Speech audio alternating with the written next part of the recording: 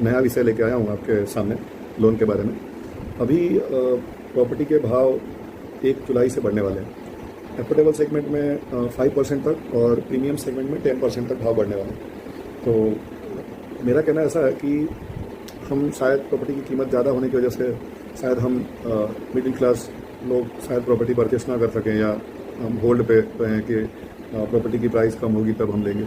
लेकिन मैं आपको ये बताना चाहता हूँ कि मुझे नहीं लगता कि प्रॉपर्टी की प्राइस कम होगी। 1 जुलाई से प्रीमियम सेगमेंट में 10% प्राइस बढ़ने की खबर आ रही है, और एफोर्डेबल सेगमेंट में यानी जो 1 BHK है, जो 30 लाख के अंदर के मकान है, उसमें 5% बढ़ने की खबर आ रही है। तो मुझे नहीं लगता कि ये फ्यूचर में और कम होने वाला है, ये और बढ़ने ही वाला है। क्योंकि आप देखते हो, आप समझते होंगे कि हमारे वहाँ कोई भी चीज़ की प्राइस एक बार बढ़ जाती है तो वो कम नहीं होती।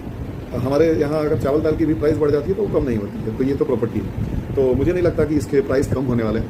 तो आपका जो भी बजट हो, 1 BHK 2 BHK, आपका जो भी बजट हो, मेरे हिसाब से आपको प्रॉपर्टी लेने के बारे में सोचना चाहिए। अगर आप रेंट पे रह रहे हो और आप 10,000 12,000 का रेंट भर रहे हो, क्योंकि आज की तारीख में 2 BHK फ्लैट का रेंट 10,000 12,000 तो है ही, और अगर आप रेंट भर रहे हो और आप प्रॉपर रिटर्न वगैरह फाइल करते हो, आपके पास ITR हैं, आपका सिविल बढ़िया है, तो आपको लो रेट ऑफ इंटरेस्ट पे लोन मिल जाता है। 20 लाख तक की लोन आप लेते हो, 30 लाख की प्रॉपर्टी 20 लाख की लोन लेते हो, तो आपकी EMI भी 15-16 हज़ार ही आती है। क्योंकि अभी रेट ऑफ इंटरेस्ट 7.25 से स्टार्ट होते हैं। बहुत सारी जगहों पे तो आपका सिविल स्कोर अगर अच्छा है, 800 है, तो बहुत सारी जगहों पे तो आपको 7.10 का रेट मिल रहा है। तो मेरे हिसाब से अगर आप हाउस परचेस करते हो और आपकी एज कम है, 25 है, ऐसी 26 27 आपकी एज है, तो आप अगर लॉन्ग टाइम के लिए लोन लेते हो, 25 साल के लिए लोन लेते हो, आपकी EMI 20-15 हज़ार 17 हज़ार ही बनती है, जो आप रेंट पे कर रहे हो।